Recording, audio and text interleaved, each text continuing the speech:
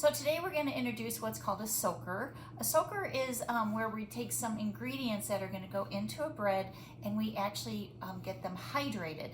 You want to use a soaker when you do certain seeds like flaxseed or oatmeal. When you look at these products, they're actually kind of firm and they would actually cut into the gluten strand. So if I'm doing this oatmeal bread, I would never put the oatmeal in just like this. So when you have a soaker, it truly means we're just going to put some boiling water on this and we actually soak it for about 10 minutes. So I have my water boiling on the stove. So I'm just gonna grab this. I'm gonna pour it over my oatmeal. And this is gonna sit for about 10 minutes. Just to expedite the process too, I'm gonna put my honey in, because that will just, since this is a liquid form, honey's a little bit difficult sometimes to mix in because it can be quite sticky, obviously. So honey's gonna go in, and I'm actually gonna put my butter on. This will just soften the butter. And so when we come back in 10 minutes, this will almost be like glue. It's just the oatmeal will have cooked, because this is quick cooking oatmeal. This isn't steel cut, because steel cut actually has to come to the boiling point. So this will come back and it will actually look like oatmeal.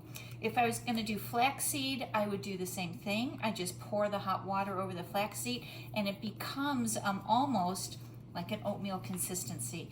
And again, anything that will cut and tear the gluten strands, we introduce this term soaker. So we'll come back in about 10 minutes and then we'll mix this bread. 19. So here we go, here's our soaker. So this has been 10 minutes and now you can see it really looks like just cooked oatmeal. So now this is soft enough, it will not cut into our gluten strands, okay? So now what this turns into is just normal straight dough method. So I have my bread flour, always on the bench. I have my salt. Remember salt, the reason that we have it, let's think about it, what is it? Correct, it's here for flavor, controls the yeast, conditions the gluten. We have our yeast. It's going to go into my water. My water temp is what? 110 to 115.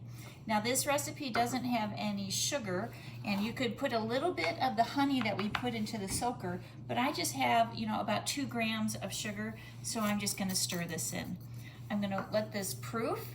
Remember, the other term for proofing is called lag time, L-A-G, and now I'm just going to start to mix away, straight dough method. So here we go.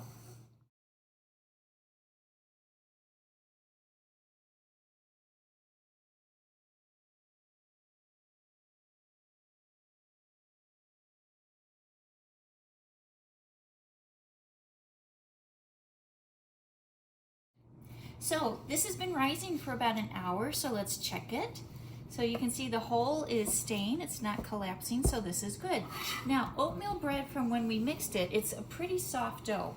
So I'm gonna put a little dusting flour down, and this is cake flour, just so we don't build up too much gluten. I'm gonna punch this, and we're gonna bake these in just normal loaves. So you can see I've gone ahead and I prepped a couple. So we're gonna do a 2-pound loaf, and you can see I just put some parchment paper in, and that just helps me lift it out. And we're gonna do 4 8-ounce loaves. Now, an 8-ounce loaf, this is great when you go to the restaurants and they give you the little mini loaves on the butcher, on the wooden block, so then you can just slice it yourself. So I wanted to show you a large loaf and then the small loaves. So I'm gonna put a little dusting flour on top.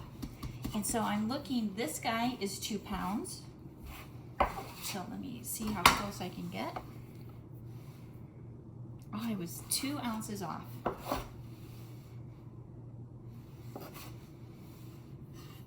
Okay, so there's my 2-pound loaf, and now I'm gonna do 4 8-ounce loaves.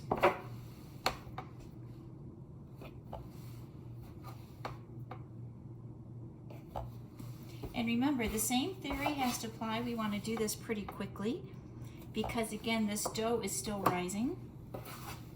We don't want to lose it. We don't want it to have too much of a yeast flavor.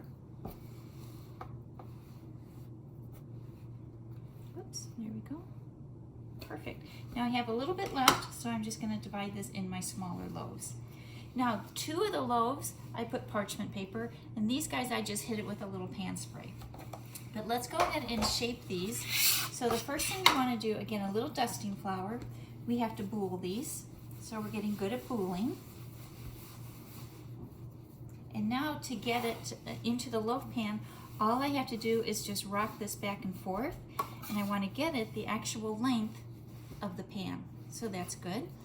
This is the easiest way to do it, and so I'm just going to set it in.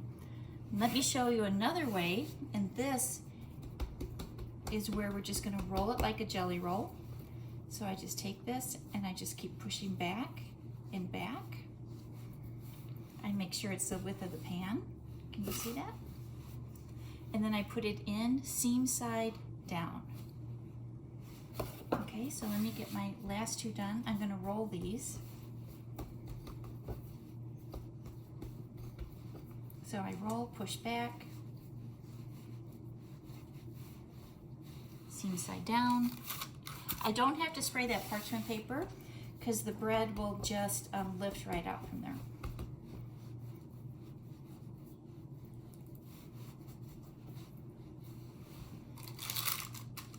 And the large loaf, I'm going to do exactly the same, a little flour down.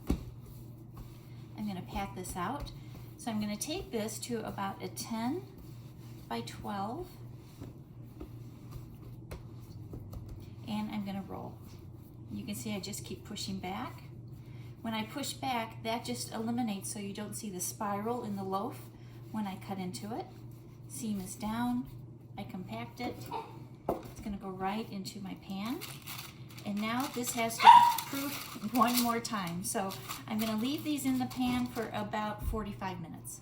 So look at our oatmeal bread. It has risen beautifully. So what I want to do again is protect the crust. So I'm going to put in a little bit of egg wash on the top. Now this loaf will probably take about 40 minutes to bake. My little loaves might take, 30, 25, 30, right around there. Again, our end point is 180 to 185. But what I want to do is mark that this is oatmeal bread. So now I'm going to sprinkle oatmeal right on the top of it. And this will brown a little bit when it's in the oven. But what I have to do is to account for some steam loss. I need some moisture. I need steam. So I need to account for the steam to escape, otherwise my loaves will start to split. So I'm going to take my knife and I'm just going to cut a line right down the center. This will split beautifully, and any steam that needs to come out of the loaf will come out of this mark instead of splitting down the side of my pan. So 375, and we'll check the little guys in about 20 minutes.